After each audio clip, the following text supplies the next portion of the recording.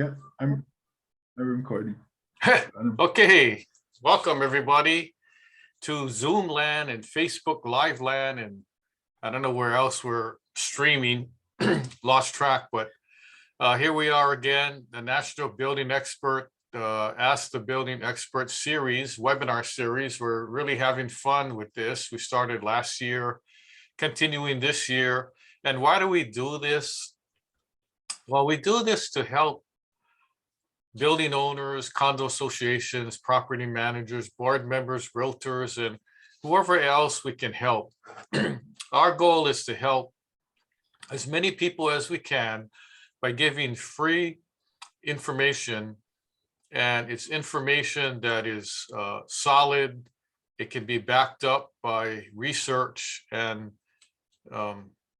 good things like that. In other words, folks, we're not making this stuff up. It's based on my many years of experience in the construction field. And you may ask, well, how many years? I think it's like going on 42 now. If I add the other years when I was in elementary school and high school, that's another 10 years or so. So anyway, if you can see the screen, there's a photo that I put on the top left, and it's me in front of the Millennium Tower, which I think is related to this topic, because our topic is lot grade and drainage. And the problem with this tower in San Francisco that's sinking is that it has foundation problems because it's not built on solid ground. It was kind of built on swampy ground, and that's part of why the whole building is sinking. But I'm going to have an entirely separate webinar on that subject soon, next month, so stay tuned. So once again, this webinar is presented by Construction Management Inspection, which is a Hawaii-based construction management company that does inspections and manage large construction projects, mainly for condominium buildings. So the topic today is lot grade drainage, the correct flow. So remember that saying, go with the flow?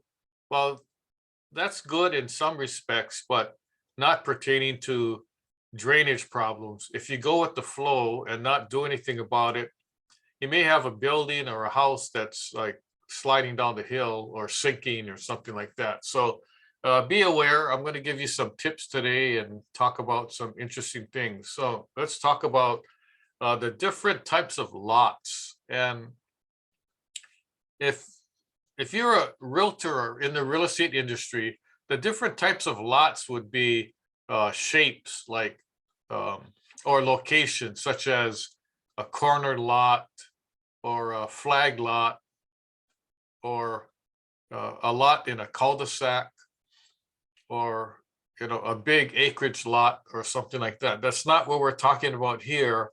We're talking about a lot that could affect drainage issues, such as a flat lot, a downslope lot, an upslope lot, and a terrace lot. So these different types of lots really has an effect on the building structure and drainage conditions. So in other words, if you have a flat lot, where does the water go when it rains?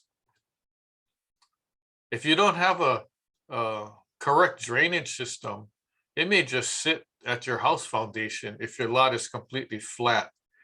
And a downslope lot, you might say, well, that's good. If it rains, the water can just flow down the hill.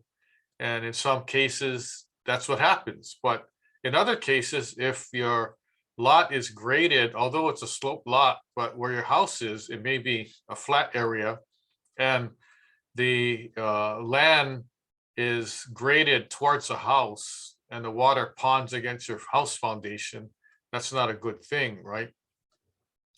An upslope lot is sort of like a downslope, except it's the reverse. And then also a terrace lot. if the lot is terraced, there's a lot of retaining walls and things like that. So more so to divert the water away from the terraces, especially if the terrace areas are, surrounding your house or, your building. Now let's talk about the different types of drainage. What are the different types of drainage that we're talking about? Well, one is a surface drainage, where the water comes off your house roof or your building. And where does it go? Hopefully you have a gutter system. And normally in houses, most houses, you have a series of downspouts and gutters, and that's a different type of drainage. It takes the rainwater, and it's also called storm water, away from your house, and hopefully diverts it further away and not right against your house foundation. The other type of drainage is subsurface drainage, where if you look at the photo, you see a gutter downspout draining, water in the yard. A subsurface drainage is, instead of draining the water from the gutter into your yard, that gutter connects into an underground pipe, and then the underground pipe flows away from the house. And if you have a series of underground piping, that's called subsurface drainage because it's below the surface. And then in a slope lot, you have slope drainage, where it could be just water flowing naturally, or you could have piping installed, especially if the building is large and you want to divert the water away from the building. So the four types are surface, subsurface, slope, and downspout gutters. And the photo on the right is this house yard got flooded so much that ducks were attracted to it. Now, if you have water sitting for over 48 hours, then that's not a proper drainage condition. If after a week you still see the water, then something is wrong and you need to come up with some kind of drainage plan to drain the water. Unless you're living in Florida or some other areas where you have built-in ponds or areas of water, it's not built like that. So if all of a sudden after a storm you find that you have ponds in your yard, that's not a very good condition. Now let's talk about lot grading and drainage design. So as I mentioned before, you have a gutter and a gutter downspout. Okay, so we're talking about like one house or a townhouse. The same principle applies to any type of building, and I'll talk about that in a little while. So from your gutter, you can flow into a underground piping. Sometimes the landscape designer or civil engineer would install a catch basin or a grate right where your gutter downspout is, and then drain pipes from there. So you could have a catch basin, a grate, a channel drain, which is kind of like a long drainage thing. There's also little wells or sumps that you could drain to. And then in some cases, there's during heavy rain, at the termination point where your gutter or your drain pipe is going to terminate, we would install a pop-up emitter. And that pop-up, actually, you can't see it. It's flat, and it just basically is flat on the top of your grass area. And only when there's heavy rain and it fills up the gutter, the water flows down, then by gravity flow, that top piece will pop up because of the water pressure, and then have the water flow out. And to me, that's a neat way, because you can't really see it. You don't have these large contraption sitting in the yard and it doesn't look good. And a lot of times when we do remediation, drainage, mitigation for townhouse buildings, we specify the drain pipes and the pop-ups and all that. And it goes good. You gotta have it in areas where the landscaper knows, so they don't, run over it with their lawnmower, or, start weed eating and making holes in it and all that kind of stuff. So the basic principle of drainage design is to take the water away from the building. And it doesn't matter what kind of building it is, a house, a townhouse, a high-rise building, a shopping center, office building. It's the exact same principle. Now, keep in mind that in a high-rise building or commercial property like a shopping center, office building, on the roof, they have they may have a gutter system, but they have a roof drainage system where there's these little roof drains and the pipes go all the way through the building and end up coming outside of the building at the foundation.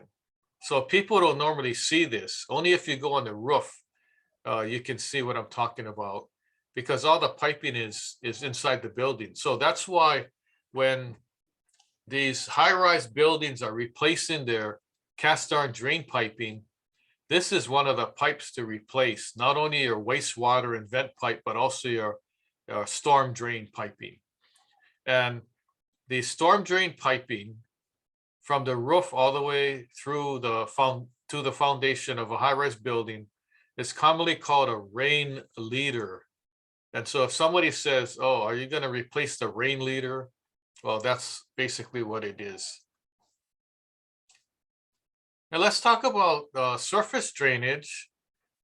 Now, let's say you have two houses built together on either the same property, or it's a zero lot line where you don't have too much space between the houses and it's a flat lot. Well, how are you gonna have the water drain away from the houses? Especially because the houses are like maybe 5 feet apart. It's really close. So what the builder or contractor does is grade the property so that there's a swale, there's a low spot in the middle between the two houses. And when it rains, it's like a little gutter or canal, except it's natural. So after the development of the houses, and they install the swale, and then you plant grass over that or vegetation, you don't really see the low spot, but it's there. And in some cases where the drainage is, really severe, they actually make a concrete gutter or a more sophisticated drainage out of concrete. Now, the swale is also used in landscaping in parking lots, as you can see by this a little fuzzy photo. The land area is sloped towards the middle, and that's where your swale is. It's sort of like a little river when there's heavy rain, but when there's no rain, it's basically dry. And that's built by design on purpose. And I think this photo was taken on the mainland, and it's kind of fuzzy because it was raining during that time. I couldn't get a good focus. But anyway, a swale basically is a lower design area to have the water flow away from your house foundation or away from some kind of structure, such as a parking lot or a building. Now let's talk about a yard drain. You hear the term French drain. I don't really know where that term came from, but apparently they use it in France, but they also use it in other areas. So if you look at the image on the left, it's basically a house that had drainage problems. So they're installing a drain pipe. And so what they do is they trench maybe 2 feet, 3 feet, maybe not that deep, but enough so that they can install a pipe, and normally it's either a solid pipe or it's a perforated black drain pipe. So the black drain pipe looks sort of like a accordion snake with all these tiny holes in it. And when they trench it, you have soil there, and they put a bed of gravel around surrounding the pipe, the drain pipe, and then they backfill it. And what happens is, because there's holes in the pipe, water drains out of those small holes before it hits where it needs to go. Like in this case, you have a yard drain. It's like a square box there that collects the water, and the water pressure, when the box gets full, the water ends up flowing on, outside on the top of the box into the yard. So that's the principle. If you look at this is a cross section, this bigger photo, and you see the perforated drain pipe. They call it drain tile, excavated trough, which is just a trench in the yard, the surrounding soil. This is a mainland photo. So the gravel, they call it river rock, and in Hawaii they just call it gravel. And then sometimes they use a filter of fabric, which is like a material that's porous, and you place that on top of the gravel, and then you backfill it with a little soil and then grass. The reason for that is, if you have the fabric, it allows water to go through onto the rocks. Now, without that, your soil over time will just get mixed up, if you have heavy rain, with the gravel, and then it just turns to mud. The other thing is, once you have that little bed of soil on top of the gravel, you can easily grow grass or vegetation over that. So once this is all filled, you don't even know it's there. So when you walk around houses and you look at the yard, they may have a drainage system, underground that you can't even see. So what else do we have? Okay, in some cases, if there's a lot of heavy rain, you can connect your gutter just on the surface, like in the photo. And then in this case, this is a building where the planters get too flooded after rain. So the guy's connecting an extension gutter into the yard. Now, it doesn't look as nice, but it does its intended purpose. The other way would be, if you wanted to get fancier, from that gutter downspout, you dig a trench and then you connect everything underground, so you can't see any of the white piping. If you look at the bigger photo, sometimes there's a sump pit, or they call it a dry well or a catchment system, where you have this little well, and it's sort of like a container. And what happens is, the pipe is connected. This is all underground, buried, connected to that container. And after it gets full, like let's say it rains, but it doesn't rain that hard. Hardly any water goes in it. But if there's a storm, now you have a lot of water, and it'll fill up that well, and then the water will pop up from the top. There's a little pop-up thing. And you see how far away this is to the house? That's what you want. You don't want water. The worst thing you want is water sitting or standing against your house foundation, or running under your house or your building. Okay, that's not a ideal situation. So this is some elaborate methods of diverting the water away. Now, this lot is flat. If the lot was sloped, then they would have probably natural drainage. But a lot of times people like flat lots, more yard, and then you run into situations where you have to somehow mitigate your drainage condition. So here's some drainage details. It's kind of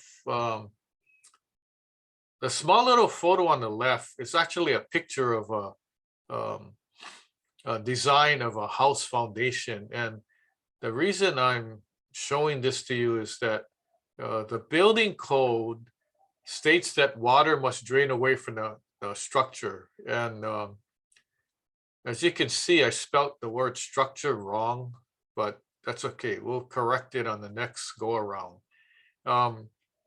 The whole idea and the building code, and I know some of you are watching and you're not from Hawaii, which we are. You're from, other states, but every state in the US, the building code is the same. And it says water must drain away from the structure. How do you drain water away from the structure? There's many methods, but it just makes a blanket statement. So in other words, the code is telling you, and this is a minimum standard, you must drain water away from the structure. We don't care how you do it. If you do it one way or another way, the main thing is it fulfills its intended purpose, okay? And that's a building code requirement. So it could be that if you have standing water around your house or building, then what can you say? Oh, well, then maybe that condition doesn't meet the building code, okay? So back to this little photo. If you look, there's a footing with a wall, and you see that round circle on the right, that's a drain pipe, and it's surrounded by gravel. So on a lot of buildings, this drainage system is pretty elaborate, and it's designed and built for a reason. They don't want any water against the foundation of the building because it could cause major problems. So the view of this house with a pool and jacuzzi. Oh, I forgot to tell you that introduce Martin. I know we started really fast, but Martin's the back-end IT guy. And this is one of his vacation rental houses in California. And I'm using his house, as a example. And his house really doesn't look like this. This is just like a cheap artist rendering of it. But you can see the swimming pool and the jacuzzi and yard with landscaping. But if you look at all these white piping and all these little contraptions, these are all built underground in the yard. So when you go to visit him at his house, you don't see all this stuff. This is just a photo of what's there underground. And why is it there? Because when there's heavy rain, you don't want water sitting against the house. So during a heavy rainstorm, you may see areas where water's shooting up in the yard and like, oh, what is that? Is that gophers playing, water gun fight or something? No, it's just the workings of the elaborate drainage system to carry water away from this multi-million-dollar mansion. And when you see the water in different areas of the yard, what does that mean? That means that the drainage system as installed is working, and that's a good sign. So there's also buildings that have the same type of system, except it may be a little bit different. In any kind of commercial building, a high-rise condo, office building, shopping center, always has drainage conditions. When I walk around shopping centers and I'm on a higher level and look at the roof, I see the roof, I see the gutters, and then I know where the water goes. It goes into the walls of the building and it comes out at the bottom of the foundation. And it may be connected, a lot of times connected directly to the storm drain out in the road. In the older buildings, there's no connection and the water just flows outside the building into the parking lot or something. So the older buildings didn't have a as elaborate drainage system like this one. So how to correct bad drainage, okay? Before I get into that, I wanted to let you know about types of soil. And as you know, there's different types of soil. conditions. There's sand, there's silt, clay, gravel. And so what do you think sand, as far as drainage, is sand good for drainage or bad for drainage?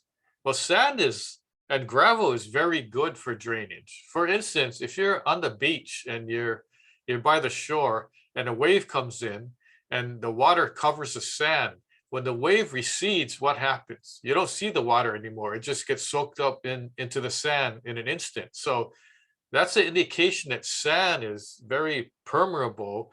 Water can just flow because of the, the molecules of the sand. It's, if you look under a microscope, they're big, tiny rocks, and just like gravel too. Now, when you get to silt, that's not as good a property for drainage. It's like subject to erosion, and because it's not packed together. Whereas clay,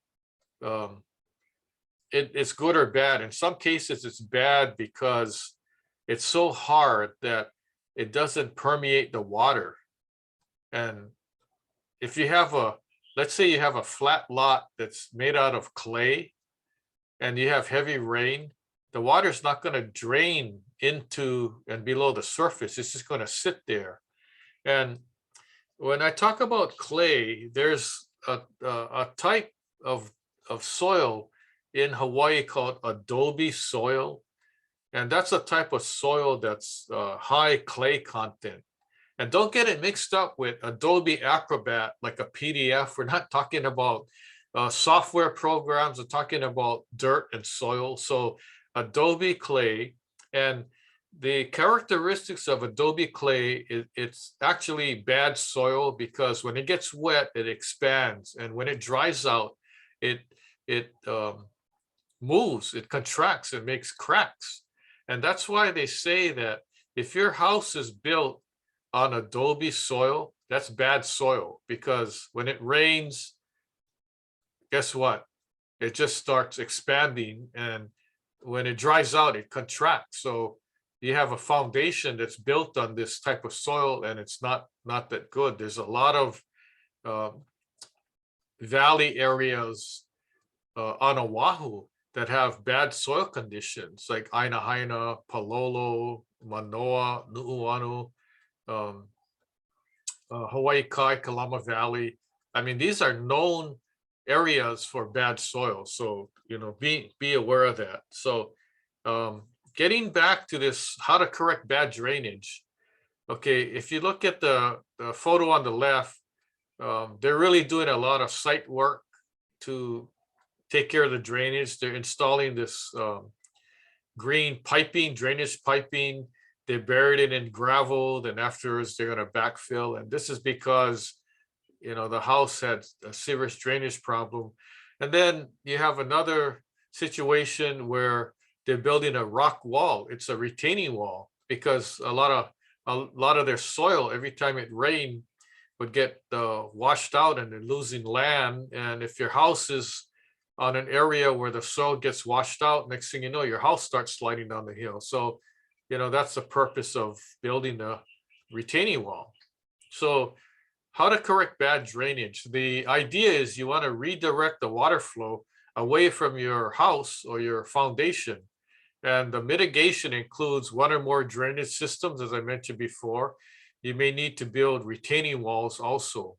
And when a retaining wall is built, please have the builder pay attention to the drainage too. The wall needs to actually drain out. If you don't install drain pipes, every so many feet in the right location, eventually the wall is going to start buckling and cracking, because the water takes the path of least resistance. So if you have a lot where there's a low spot, that's where your wall is going to start cracking in the future, because there's too much water pressure against that corner of the wall.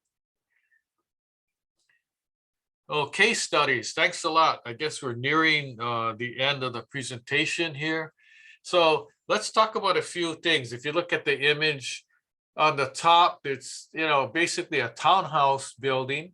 There was a heavy rain rainstorm, and then look what happened. The parking lot is flooded. Now, maybe the water didn't affect the townhouse building foundation, but if you have a flooded parking lot, that's not a good sign either. So in this case, the parking lot doesn't drain properly.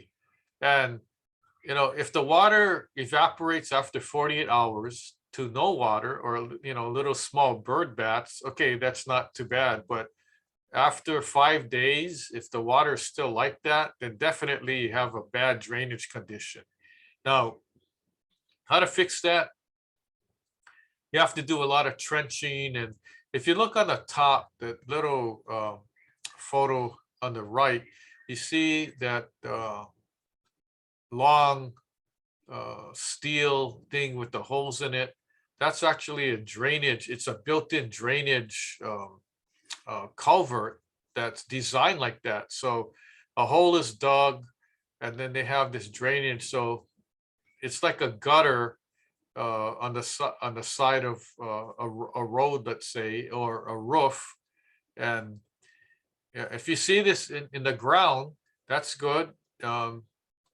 This one looks like it's a covering over a roof gutter, and that's good too.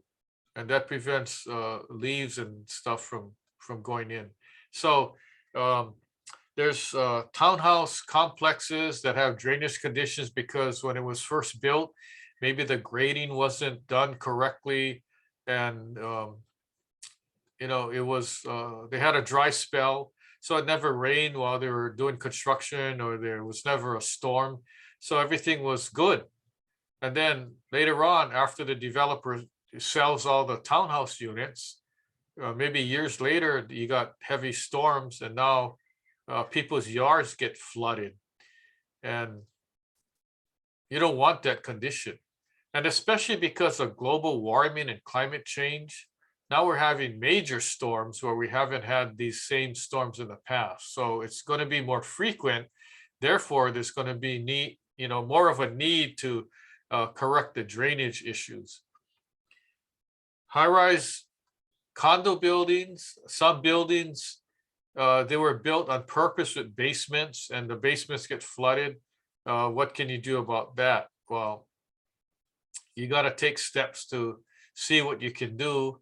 A lot of times you're so far below the surface of the ground, you have to install a sump pump. And what that is a pump system, and it's connected to your electrical, where if the water level reaches a certain height, it'll trigger the pump to go on and start pumping water outside of that area. So a lot of buildings already have this in place to prevent flooding, and that's a good thing. But you want to check it all the time. You want to test out the pump. You want to make sure the sump is not filled with water and the drain pipes are clear, not clogged.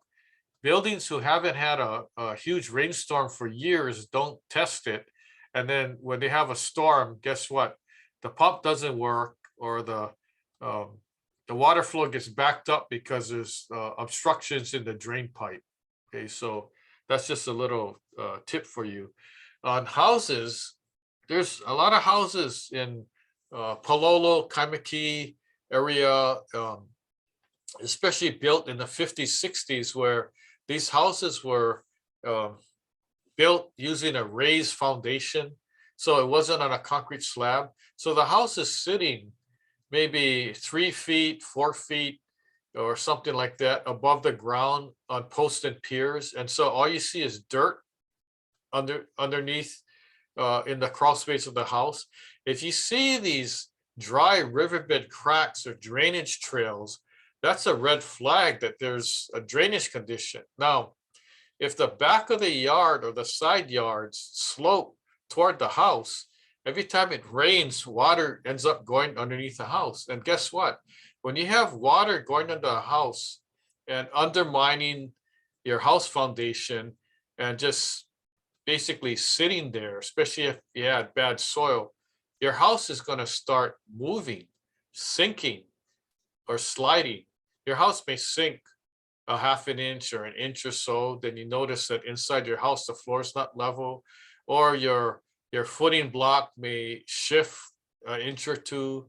This is all soil conditions. Likewise, if you in a house with a concrete slab and you see cracks in your slab or uneven areas, or even a situation where, let's say you have carpet and after heavy rain, you're walking in the living room and all of a sudden the carpet's wet, that's an indication that water is coming up from your foundation, from the soil under your concrete slab, migrating up through your concrete slab into your house. And concrete is basically porous, it's not waterproof. So it'll act as a sponge. If I had a 4-inch block, like a footing block made out of concrete, and there was a yard that was wet and I put the footing block on top of the yard, eventually that concrete would get moisture from the water. It'll soak the water up like a wick of a candle. Okay, so that's why on concrete structures, they always paint it, and the paint acts as a protection over the concrete. So basically, that's the gist of the presentation. And let me see what else I have here. Advice from the building expert. Okay, so my advice to you is, if you have a drainage situation, you want to see how to correct it. So you may call in a landscaper, or if it's really bad, you may call in an engineer, civil engineer. Sometimes you call the engineer and he goes, well, I can draw plans to divert the water, but I don't know what the condition of the soil is. So I suggest we need to hire a soil engineer or geotechnical engineer. So in that case, now you have 2 engineers involved. Okay, but get expert advice. If you don't quite know, call us up. We're experts at this too, and we can kind of recommend to you what to do. Now, what you miss, in previous webinars, we've given probably close to 80 webinars now on different subject topics pertaining to construction and building matters. And go to our website and you can select any one of your choosing, 2 or 3, or watch all of them. They're all on demand. Watch it on your own time. It's free. We don't charge a subscription like Netflix or Peacock or any of those. So we invite you to do that. And what's coming up? Let me tell you, remember I talked about the Millennium Tower? Well, I'm going to give a webinar on that next month and talk about what happened, what's going on, and things like that. So what do we have coming up? Let me look here. Okay, in addition to the Millennium Store, we have HOA, Homeowner Association Design Review, and it's basically the condo protocol, how it's done, what to do. If you're a condo owner, you can learn on what your condo is going to require of you to submit. Design plans, building permit, licensed contractor, all that. Next, after flood, what to do this, do that. I work with FEMA on writing a book on preparing for a flood, or what to do after flood. And I'm going to offer that to you. We got a webinar on contractor bidding, avoid the ripoff. Termite story, they're always hungry. Window safety. We got one on the remember that big fire in London called the Grenfell Tower? I'm going to do a webinar on that. Tell you about what caused the fire and what happened and all that. Then another webinar, hazardous building materials. Be aware, a lot of people don't know that there's building materials that are hazardous. Special inspections, code requirement, construction inspections, how important is it? Problems in the construction industry, defective building materials, how to identify. There's a lot of defective and hazardous materials in people's homes, and people really aren't aware. And then in December, we have a holiday party, and you might be interested in attending that. We got games and prizes. Last year we gave away, Martin was nice. We gave away like $1,000 of gift cards. So if you're interested, join us for that. Let's see. Okay, so we're at the end where I can open it up for questions. But before we do that, I want to thank you for attending. If you're on Zoom or on Facebook Live, post your questions to the chat or Q&A feature on Zoom. And if you're in Facebook Live, you can post comments or questions directly on Facebook. Our email is lanceluke@hawaiibuildingexpert.com. Our phone number is here, 422-2132, area code 808. But the most important is our website domain, askbuildingexpert.now.site. If you go to that, you're going to get our list of webinars that we already gave that you can watch on demand, and you can actually sign up for future webinars. We have the list, like I mentioned, those topics all the way through the end of the year. And see, that's how prepared we are. We already have our agendas, our Zoom signups, registration, and all that. So we're really on the ball. Also, if you have other topics that you may be interested in, shoot us an email and we'll be happy to consider that for one of future webinars. So I'd like to bring Martin back and see if there's any questions that came up from the audience. Martin, are you around? Yes, Lance, I am here. Can you hear me all right? Good. Yep. Okay, yeah, we've had a couple of questions that have come in, so let me hit those with you. The first one is asking, I am on a condo board. What can we do to correct the drainage on our newly built townhouses? When it rains, water and mud goes into our lanais. Ooh, sounds messy.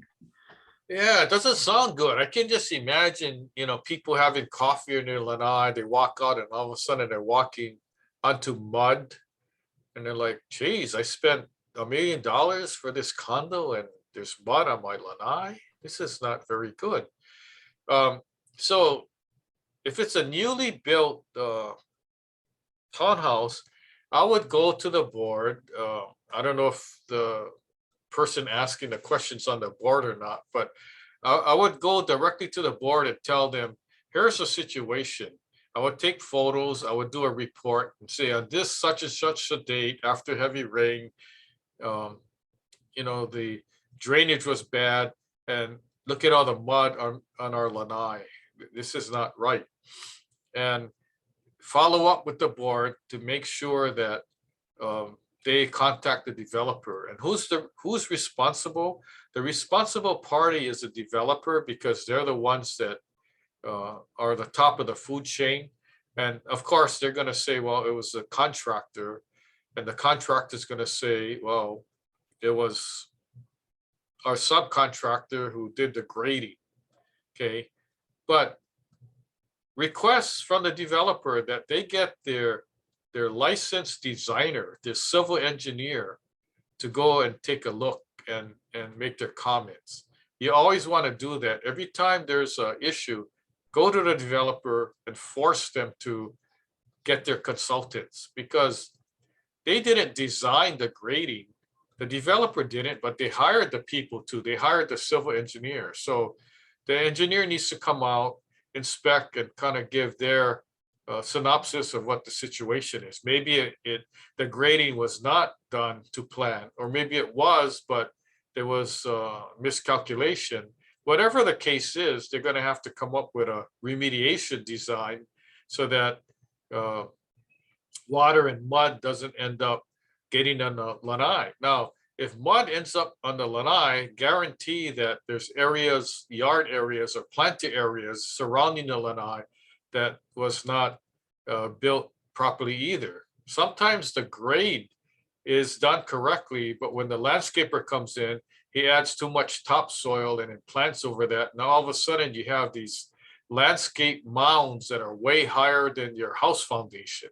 And guess what happens when it rains? Now water's diverted from these landscaping mounds toward your foundation.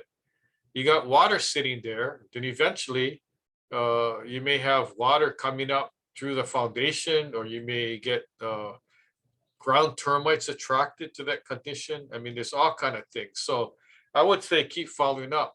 I would put this item down as a construction defect. Although it's not anything to do with the building, it has to do with the grade condition. That's still considered a defect in construction. So follow up. You have to be like a squeaky wheel, because normally the developers don't want to hear from you. They just want to take their money and not deal with the situation. And in some cases, if it's not resolved, you know, association might have to hire a construction defect litigation attorney to handle the matter.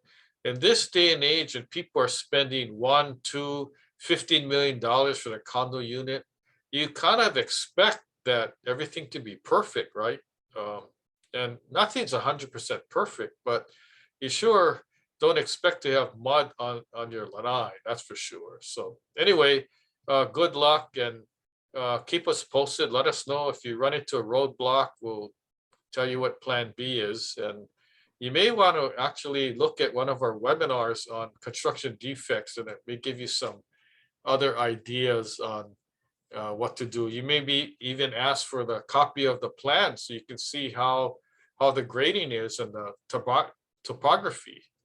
And if it's not done correctly, then the developer should come back on his own dime to fix the problem. So that's the answer to that. We got any others? Yes, Lance, here's the next one that's come up. Says that during heavy rain, water drains from my neighbor's yard onto mine. When I brought this up to my neighbor, he told me that it was like that for 65 years and is not going to do anything. Ooh, sounds tough. What you say, Lance? Geez, what kind of neighbor is that? Well, I can tell you, in the old days of Hawaii, every lot that had a house on it didn't have any fences. Some may have had chain link fences, but you know, no wooden fences or walls. And then as people started moving in, they wanted more privacy, so they built better fencing, walls or fences, wood fences or vinyl, and you couldn't see, so they did it for privacy. Some even put hollow tile, CMU, or rock walls around their house, and you know, every person lived in their own castle, right?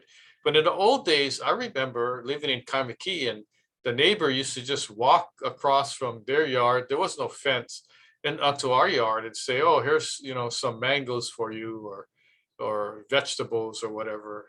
In the old days, people grew their own stuff, you know, a lot of them, and they used to share with the neighbors. So as time went on, people got more private, and you know, when there was drainage conditions, water used to drain from the neighbor's yard into the next guy's yard, into the next guy's yard. That was pretty common. So the neighbor actually was correct. If you lived there for 60 something years, or both homeowners did, at the time the houses were built, there was no expectation of drainage correction. It was like, oh, if water's coming from my neighbor's yard, I got to take steps to, you know, correct the problem. Okay, fast forward to today.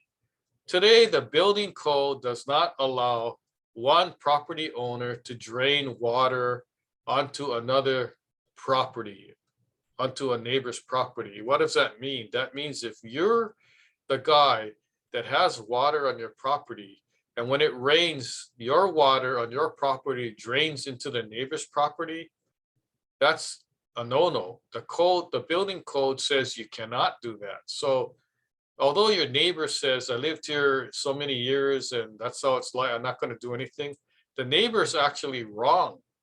You could cite the building code or call the the building inspector to go and take a look, but I would just take pictures and document the dates and all that, and then, then approach your neighbor or call the building inspector. And I know people don't like to rat on their neighbors, but if the neighbor is not willing to do anything about it, you're gonna have to do something, right?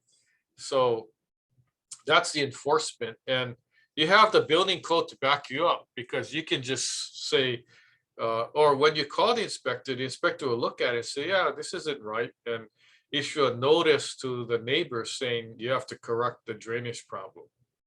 And although neighbors don't like to get into these kind of conflicts, sometimes the neighbor that's getting the water just tries to correct it on its own if it's not that bad.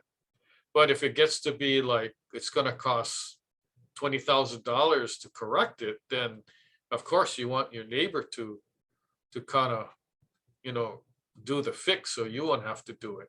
So anyway, try that and see, if that works. I mean, you may have to hire your own engineer to come up with something. I don't know how your lot looks like, but one way to prevent water, right, is to just build your own wall on your side of the property.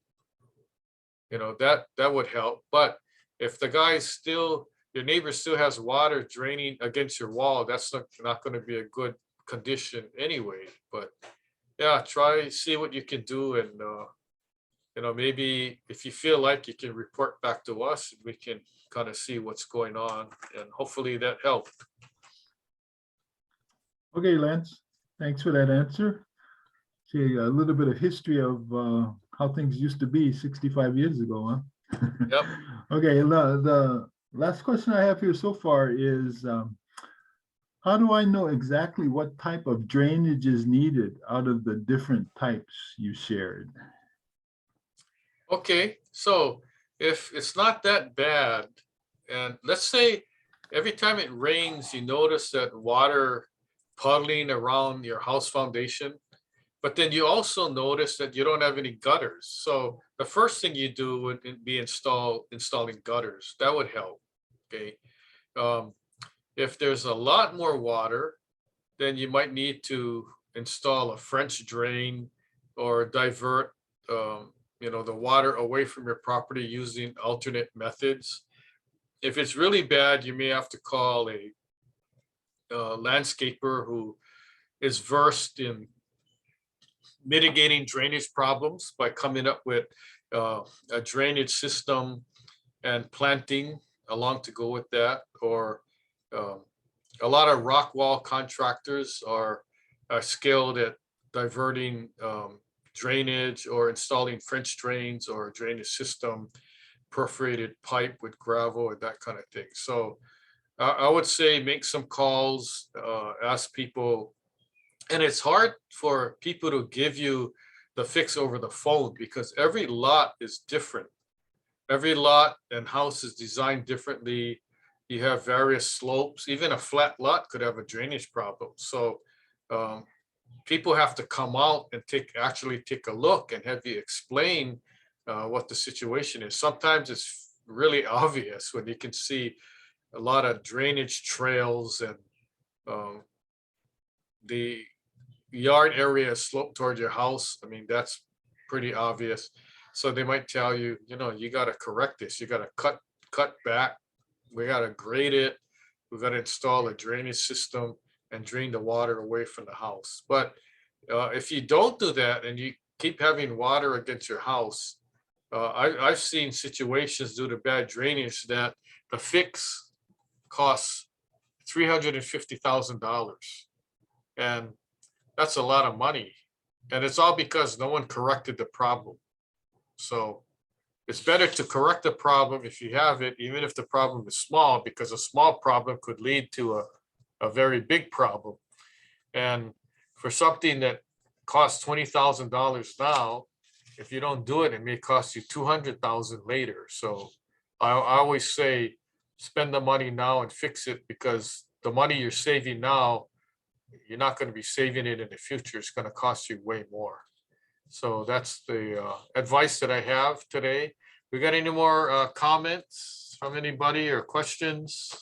Lance, no, there's no comments on our Zoom or Facebook side anymore. Yeah, we're Okay. good.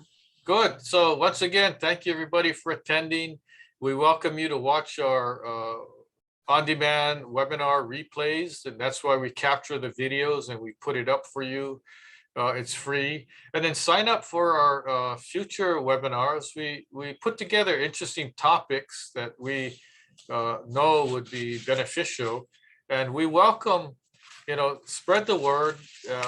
We don't mind who attends. I know we got at times people from all over the world in the United States, and maybe not every single webinar applies to your situation, but we're here to help. So once again, thanks for tuning in, and we hope to see you at the next webinar. AskBuildingExpert.now.site. Aloha.